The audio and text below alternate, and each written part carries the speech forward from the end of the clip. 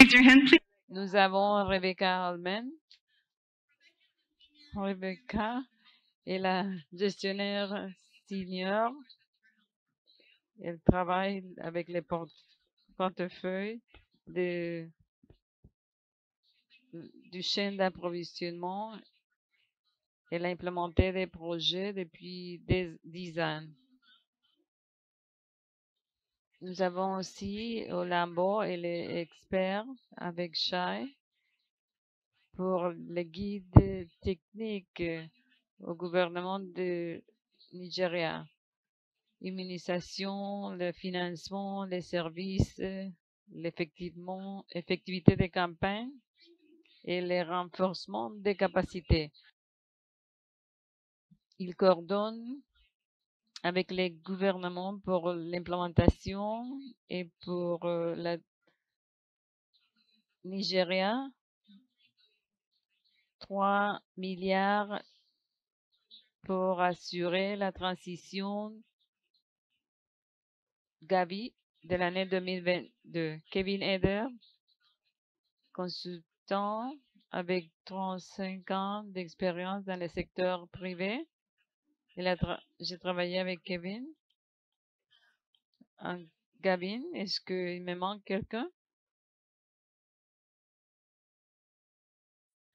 Maintenant, je pense que j'ai laissé quelqu'un d'heure. J'ai mis une balle. Merci. Il a travaillé à l'OMS à Genève, 25 ans d'expérience pour le développement, l'implémentation des stratégies d'amélioration du personnel. Elle a un degré master en technologie de l'Université Syracuse. Merci à vous tous. Chaque personne aura 6 minutes pour faire une recommandation basée sur les travaux qu'ils ont fait déjà. Merci. C'est à toi la parole, Dominique.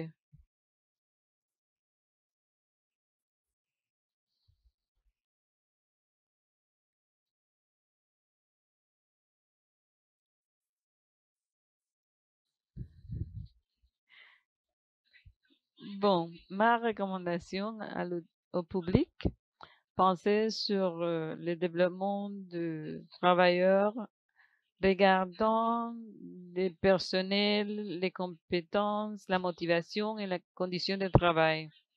Nous voulons que ce soit pressant pour que les travailleurs à tout niveau puissent bien travailler, ayant un bon système, une bonne chaîne d'approvisionnement. Nous sommes en train de construire une force de travail avec une chaîne d'approvisionnement qui soit effective. Ce sont tous qui travaillent ensemble pour assurer que les commodities soient bien choisies, ils sont bon distribution, bon achat et on considère l'utilisation des produits. On a écouté parler sur les travailleurs communautaires, on a écouté parler sur les travailleurs de la santé et je voudrais meilleur investissement pour la chaîne d'approvisionnement. Je représente les personnes qui offrent les services. Nous sommes les leaders globaux pour les ressources humaines. Nous sommes les groupes qui mettent ensemble les organisations techniques, les fournisseurs de services de formation pour aider toutes les personnes qui offrent les services dans la chaîne d'approvisionnement. Nous sommes les leaders pour les professionnels de chaîne d'approvisionnement. Vous allez voir ici la force des personnes qui offrent les services. La force est dans la coalition. Nous sommes 30 organisations et vous allez voir qu'il y a beaucoup qui sont ici aujourd'hui. Basiquement, j'aimerais mentionner que nous, comme la coalition, nous apprenons de l'expérience des membres pour apprendre et pour mettre en place des services ayant un système fort pour aider les travailleurs de la chaîne d'approvisionnement. J'aimerais vous montrer deux ressources. Il y avait une troisième, mais je n'aurai pas le temps dans mon 6 minutes. Mais ici, c'est la base de notre travail. Nous avons des ressources humaines nous travaillons à travers la théorie des changements. Les personnels, les compétences, les conditions de travail et la motivation. Quant au personnel, nous pensons à l'embauche, la rétention. Nous voulons assurer que les personnels n'aient pas trop de travail. Nous voulons assurer qu'ils ont les responsabilités, les rôles nécessaires. Pour le développement des compétences, nous voulons aider. Nous voyons les données, les contrats, et concernant les conditions de travail, souvent nous pensons aux infrastructures. Est-ce que les travailleurs ont des ordinateurs portables? Le soutien émotionnel est important. La motivation, nous considérons la gestion, supervision, les salaires, les reconnaissances nécessaires.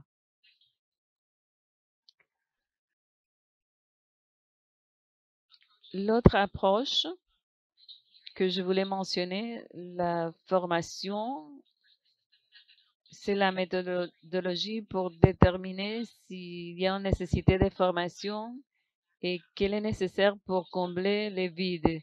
UNICEF a développé un toolkit d'analyse qui utilise des cadres pour évaluer les compétences. Ce qui est important ici, considérer si le manque de formation affecte la performance. Rapidement, l'exemple que je voulais fournir ici, Népal, ils ont un système de chaîne d'approvisionnement où il y a la manque de ressources et les défis.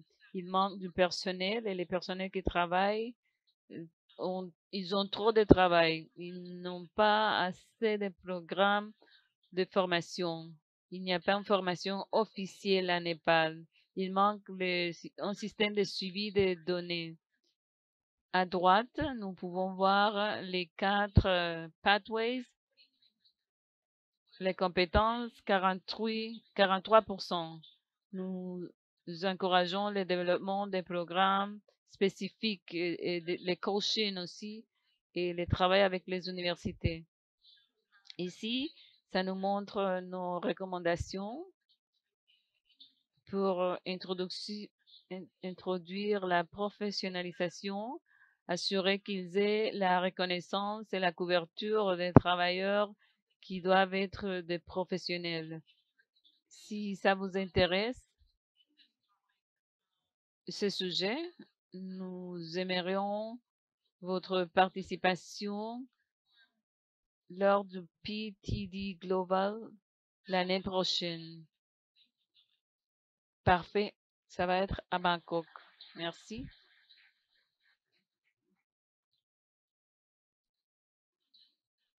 Bon, après la présentation de Dominique, ma recommandation, ce serait une transition pour utiliser intervention de haute impact pour améliorer l'intervention des travailleurs de santé. Je parle de ce type de performance, c'est pas seulement des formations. Vous me demanderez peut-être où est l'évidence, où est-ce que nous trouvons l'évidence sur le haut impact, ce type d'intervention. Si nous passons à la prochaine diapositive, nous devons voir une révision des collègues Alex Rob et ses collègues. Et ça nous montre une publication de la littérature sur l'effectivité de stratégies pour améliorer les pratiques de fournisseurs de services dans les pays à revenus faibles et moyens. On a vu plus de 2200 citations. On a choisi plus de 600 rapports parmi plusieurs études. On a considéré plus de 100 stratégies. Et c'est ce qu'ils ont trouvé en fournissant matériel numérisé et les matériels imprimés. On n'a pas pu beaucoup améliorer. Nous faisons mieux que ça. Mais au niveau des pays, il y a juste des formations avec ce type d'outils et ils n'ont pas beaucoup d'impact pour l'amélioration du personnel. La formation avec supervision, c'est mieux, mais ce n'est pas complètement,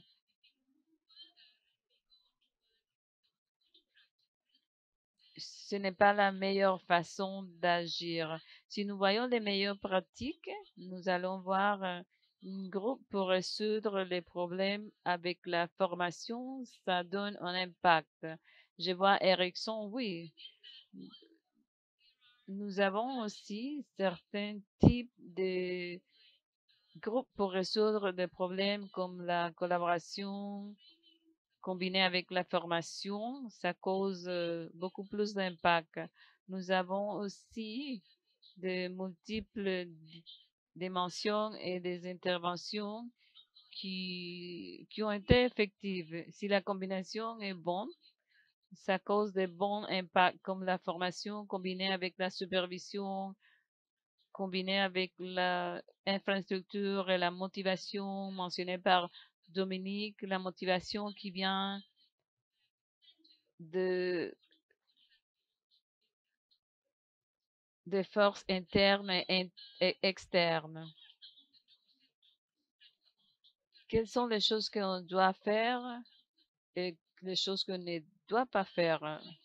Bon, choses qu'on doit faire, une bonne évaluation pour les interventions, utiliser des stratégies pour un haut impact et vous allez écouter Kevin sur les programmes.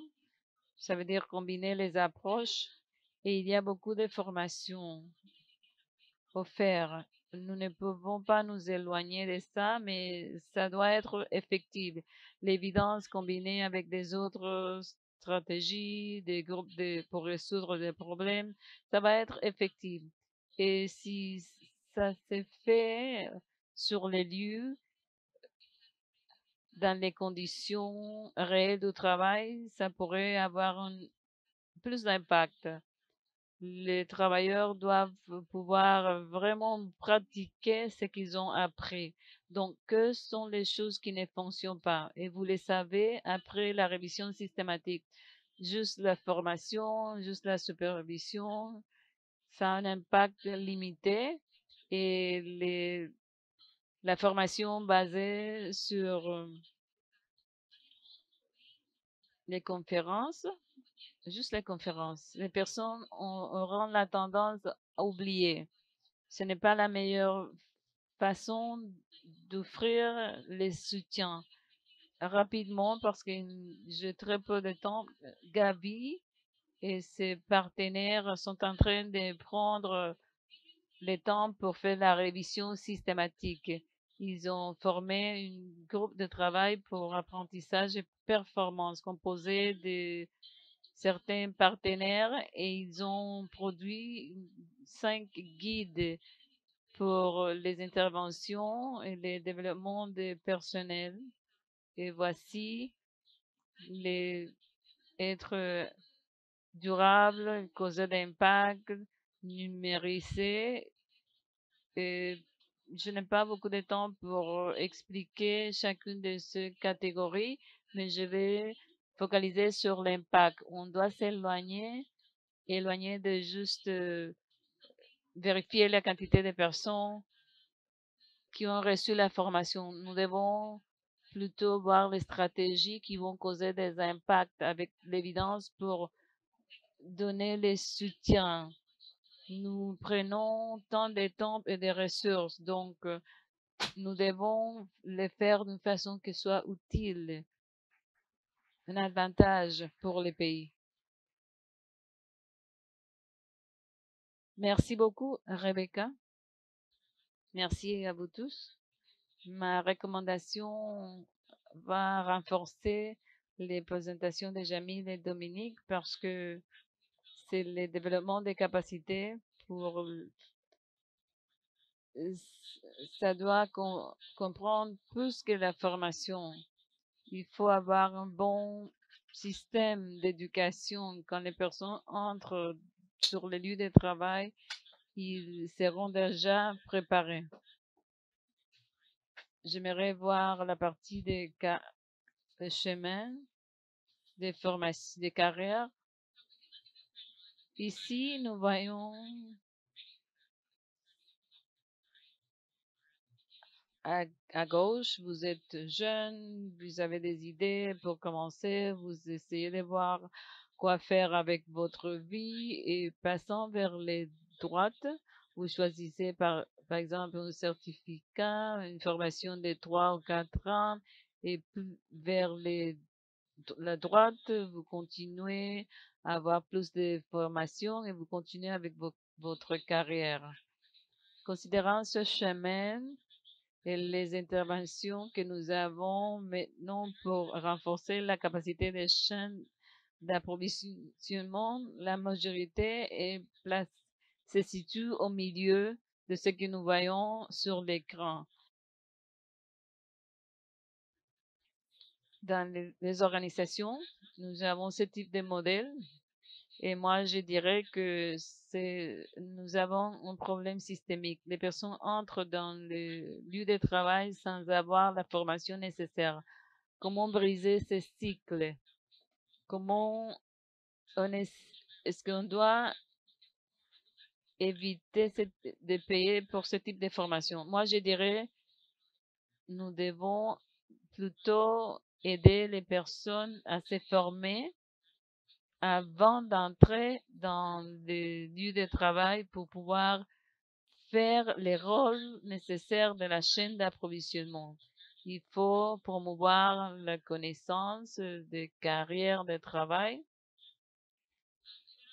et bien sûr, il faut regarder les options, les programmes de certificats, les masters et les autres programmes pour assurer que la gestion de la chaîne d'approvisionnement est là.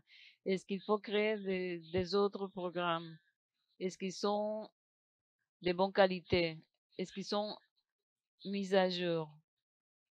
Je pense que c'est la façon de rompre, briser ce cycle d'apprentissage. Je vous donne des exemples de comment on est en train de construire ce système. D'abord, à Mozambique, on a travaillé avec l'université pour créer les programmes de logistique. On a consulté avec les ministres de santé et ses partenaires. Et pour eux, ayant ce programme, ils auront du personnel bien formé. À Malawi, nous avons travaillé avec la, la formation des programmes de sciences pour la formation des pharmacistes.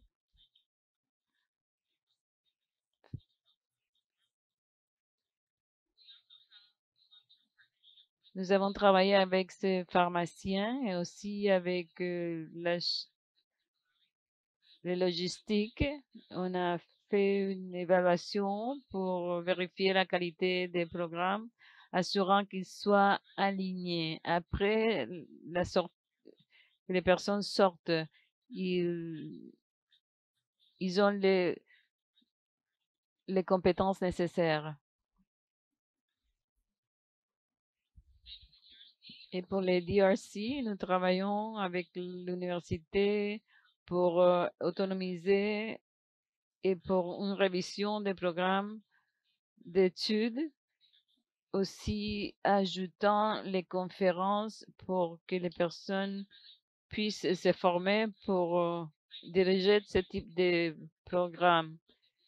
Ça nous montre ici comment travailler pour répondre aux besoins du pays. Il y a beaucoup d'universités partout en Afrique qui pourront profiter de ces services et ces programmes de formation. J'aimerais aussi mentionner les genres. C'est un élément important.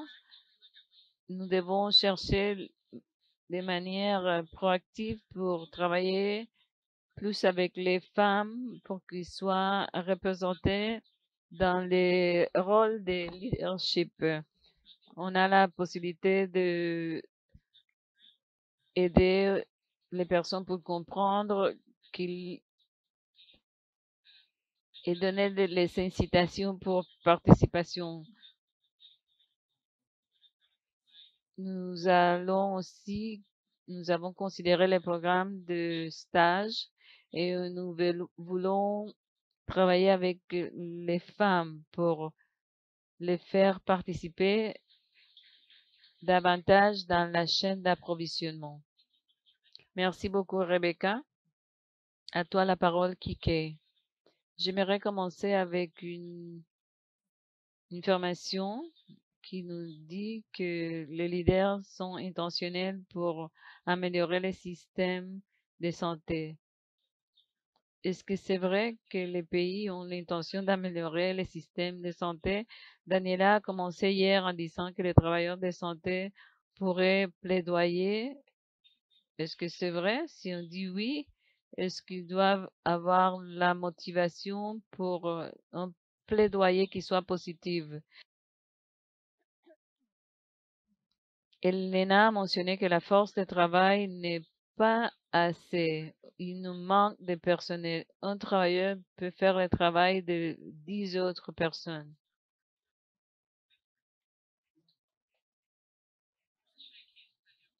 J'aimerais partager un cas d'étude du Nigeria et comment le pays a pu motiver les travailleurs de santé au milieu de la pandémie. Mais avant de faire cela, regardons que ce que nous discutons. C'est un pays de plus de 200 millions de personnes. Un pays avec une cohorte de 8 000 enfants, 62 parmi chaque 1000 enfants, c'est le taux de mortalité. C'est un pays, 500 000 pays, 500 000 enfants qui vont mourir. Nous ne sommes pas d'accord. La recherche nous montre qu'il y a une corrélation entre l'offre de services et la motivation des travailleurs de santé. On voit les comportements. La façon comme ils se comportent, ça détermine l'accès et l'offre et l'accès aux services. Si nous voyons la qualité des services offerts, l'efficacité, l'accessibilité, ça dépend de la performance du travailleur de la santé. Est-ce que nous devons considérer la motivation, peut-être?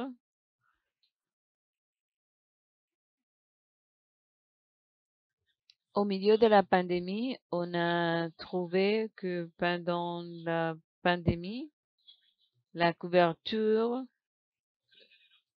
était détenue. On ne pouvait pas continuer à avancer dans ce sens. Et les trouvailles étaient claires. Les travailleurs de santé ne voulaient pas administrer des vaccins. Et c'était parce qu'ils n'allaient pas recevoir les paiements à temps. Donc, le gouvernement du Nigeria et avec le soutien de plusieurs partenaires, ils ont parlé avec les travailleurs de santé pour demander comment ils pouvaient les encourager pour améliorer les services. Ils ont produit, établi des systèmes pour améliorer les systèmes de paiement. Quelques mois après, on a vu plus de doses, l'administration de plus de doses. Mais ce n'est pas ça que nous voulons souligner ici. La prochaine, s'il vous plaît. Bien sûr, mes collègues ont aussi mentionné les mécanismes ont été mis en place. Les travailleurs recevaient le paiement et je pense que l'apprentissage ici, c'est que des fois on oublie qui sont les travailleurs de santé. J'ai 2 enfants et quand les plus âgés essaient de me faire expliquer les mots composés, j'essaie de l'aider. Ce sont des mots très simples. Mais moi, j'aimerais vous aider aussi. Healthcare, qu'est-ce que nous avons ici? Care workers, ça a le sens, mais on peut isoler un mot de l'autre. Qu'est-ce qui nous reste? Si on enlève health, on laisse care, qu'est-ce que nous avons? Healthcare workers, ils sont travailleurs de la santé, mais ils sont des travailleurs. Et ce sont des travailleurs, et de même que les autres travailleurs des autres industries, ils ont des compensations, ils reçoivent de la formation, ils reçoivent des paiements, des motivations, et par exemple, en Nigeria, ils ont pu aider pour réduire ces cas de mortalité. Les actions ici, pendant que nous continuons à soutenir nos pays, nous devons assurer qu'on est en train de aider avec des programmes pour la transformation des genres, aussi pour les travailleurs de la santé, pouvoir les aider à fournir les services nécessaires. Merci. Merci beaucoup, Kike. Kevin, excellent. Merci à vous tous. Et c'était un panel magnifique, des bons exemples. Et moi, je vais utiliser l'exemple du workforce, travailleurs. Et nous avons un défi. Comment nous pouvons avoir un programme avec succès, avec un programme, après un programme pilote. Nous avons des recommandations. La première, le leadership pour les changements et les interventions. Ils donnent un espace sûr pour la collaboration. Je vais vous expliquer un peu sur ça dans la prochaine diapositive. Nous devons profiter du pouvoir des multiples organisations multisectorielles, la collaboration multisectorielle pour aider les développements pour les interventions de personnel.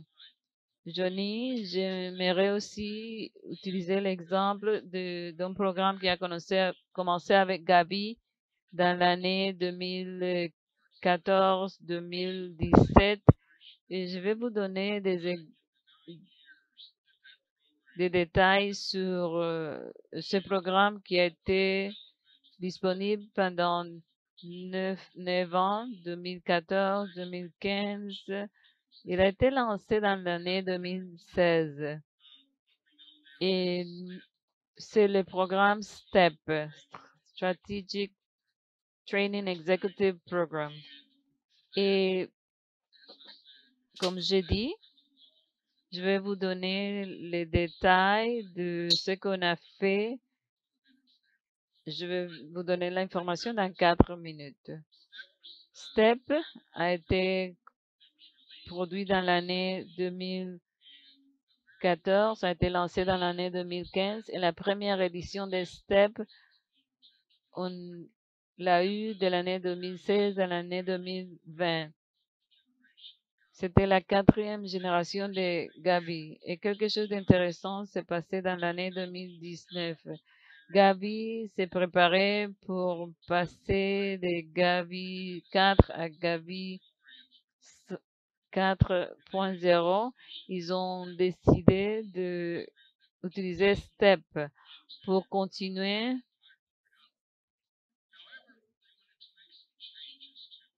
pour la transition vers Gavi 5.0. Gavi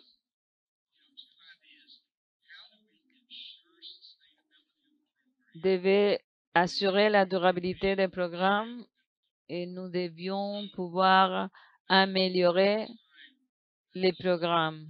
La pandémie globale nous a donné la possibilité de reconsidérer STEP pour le développement et lancer la 12e version appelée STEP 2.0. J'aimerais faire un résumé.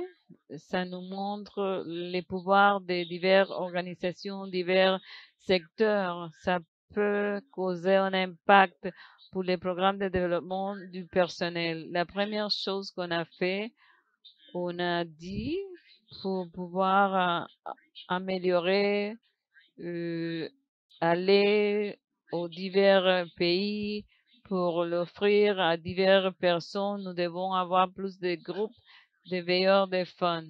C'est la première chose qu'on a fait. STEP, ce n'est pas juste un programme de Gavi. Gavi est un membre d'un consortium de donneurs, les Global Fund, USAID et une organisation, International Organization of Pharmaceutical Wholesalers et plus récemment UNICEF.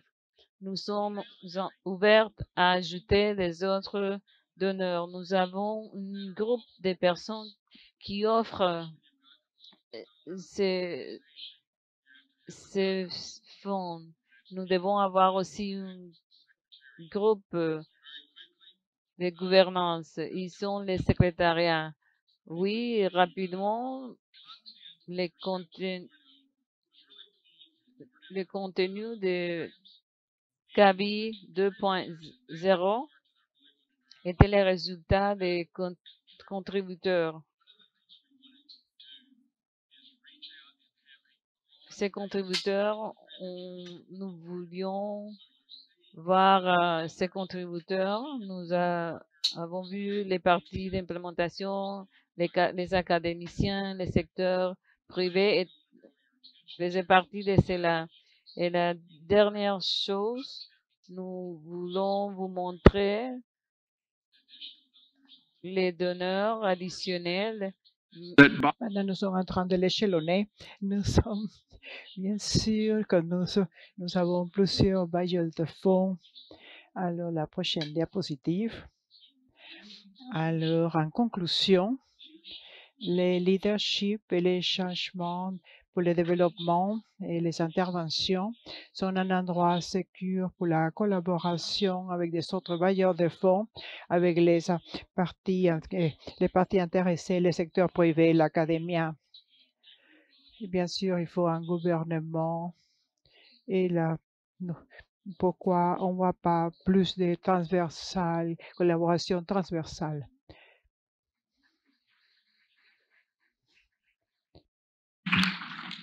Thank you, Kevin, and thank you so much to all the panelists. You guys are... C'est fabuleux. Et nous avons quelques minutes maintenant pour faire une discussion avec vous tous. Les questions sont bienvenues, mais aussi vos pensées et sur votre propre expérience de travail aussi.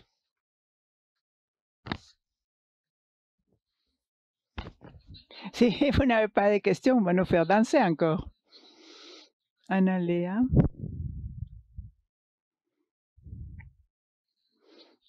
Tout d'abord, merci beaucoup parce que chacune des recommandations était vraiment intéressante et justifiée.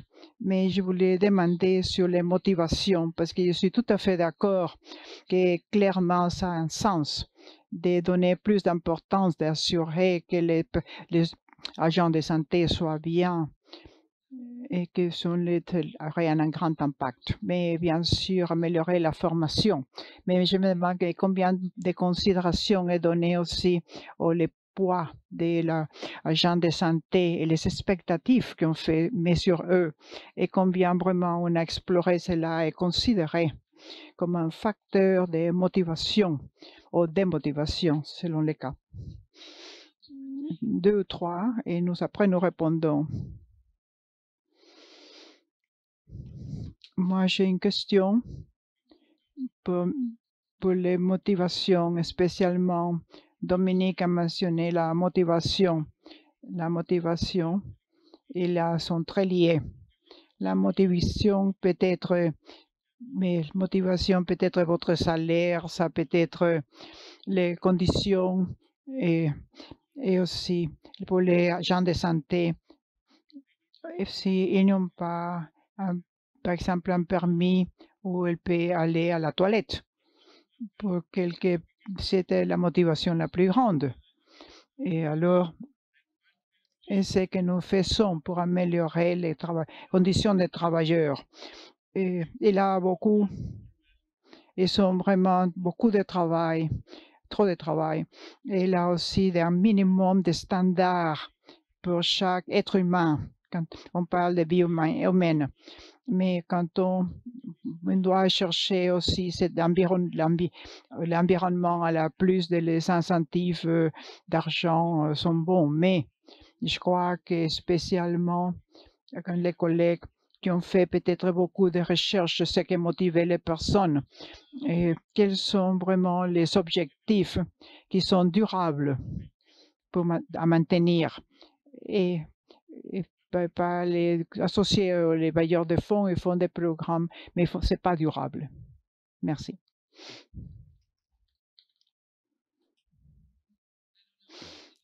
Est-ce que vous pouvez crier?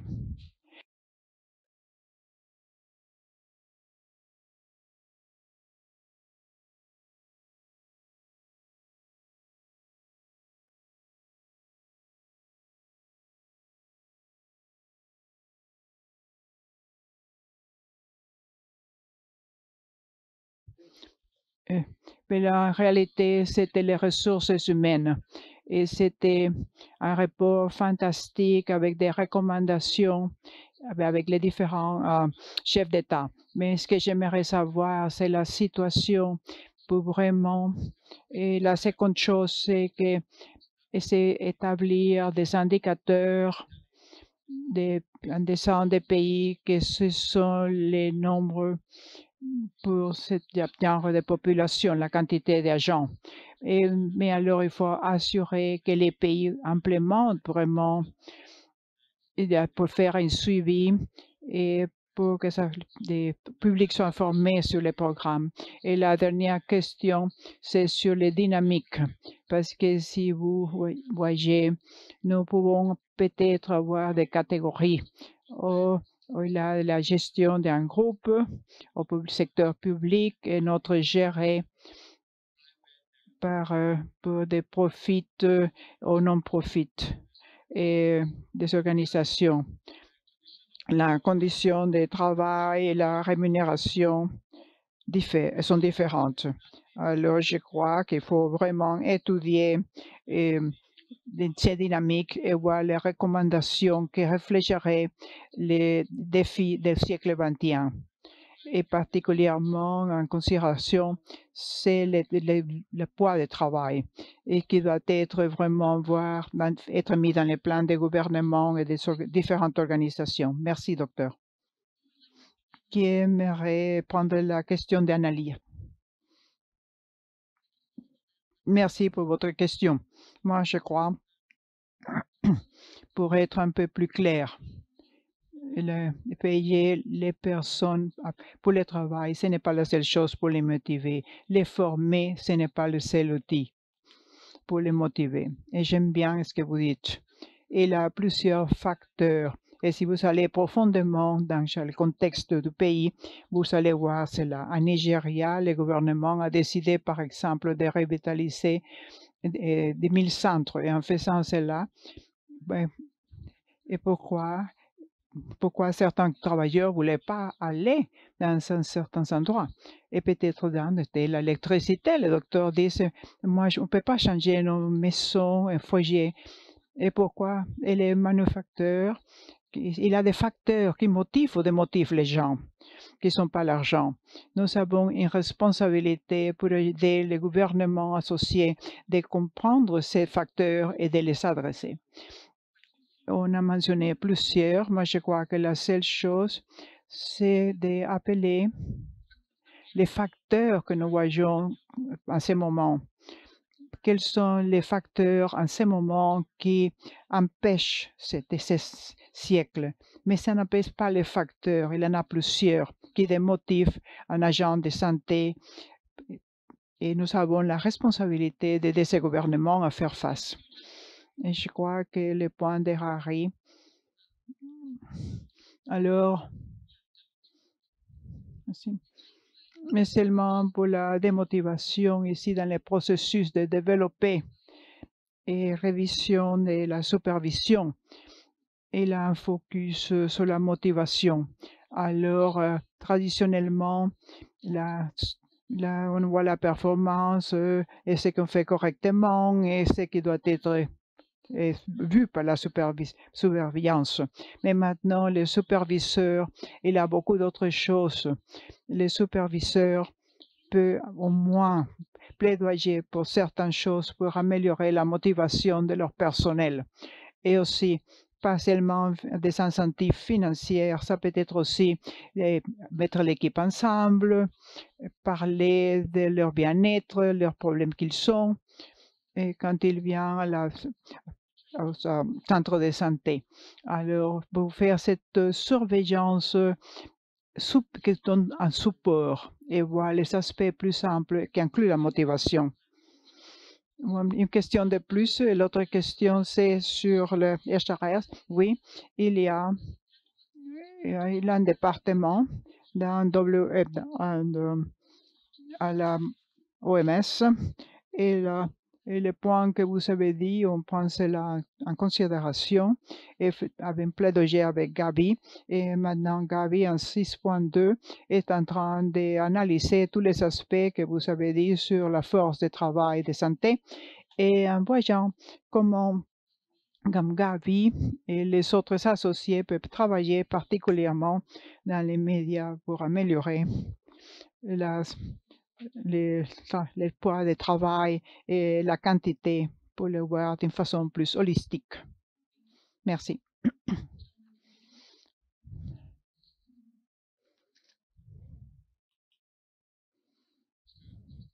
Un commentaire en relation sur les ressources humaines et les immunisations. Nous avons eu une opportunité avec le développement de ces stratégies les 2 dernières années, la situation est dans la taille des priorités. Et nous sommes rendus compte dans plusieurs pays que les ressources humaines venaient d'abord. Et dans les ressources humaines, un des points que c'était la disponibilité des ressources, la construction des capacités et aussi la distribution venait aussi d'abord. Il ne faut pas aller dans beaucoup de pays. Les Philippines, leurs travailleurs passent au Moyen-Orient et les autres en Russie. Et alors, et pour moi, je dis c'est une bombe à temps, mais c'est quelque chose qui est très important que probablement peut-être nous n'avons pas estimé assez et qu'il faut prendre en compte dans la stratégie. Et c'est vraiment montre comment vous avez mentionné qu'il doit être payé appropriément et les autres motivations prises en compte aussi. Merci. Quelqu'un voudrait répondre à une question de plus de la partie du public? Merci beaucoup pour les recommandations. Et moi, en pensant, nous avons parlé des modèles de supervision avec support. Et si vous avez évalué la qualité du système, de la façon que les pays implémentent la supervision et de support, et peut-être regardant le secteur privé, on a des inspirations sur le coaching de performance, jusqu'à quel point le superviseur peut devenir un coach en considérant les multiples facteurs et motivations internes, externes, toutes les conditions qu'on peut donner un meilleur support aux travailleurs pour avoir une meilleure performance. Et je crois qu'en ce moment, se centre sur la capacité des leaders, comment lideriser, comment cette coaching et de la façon qu'on travaille probablement toutes les expériences. Nous avons donné à Sénégal pour donner un coaching des performances et même la digitalisation. Quelle serait votre recommandation sur cela en termes de la transformation, en encourager les pays de faire l'innovation, de pouvoir avoir de meilleures et nouvelles façons pour donner le support aux travailleurs dans leur performance journalière? Quelqu'un voudrait répondre à cela? Moi, je crois que c'était un très bon commentaire. Je crois que nous devons travailler ensemble. Chacun d'entre nous doit être pour améliorer la force de travail. Merci beaucoup à notre panel et merci au public.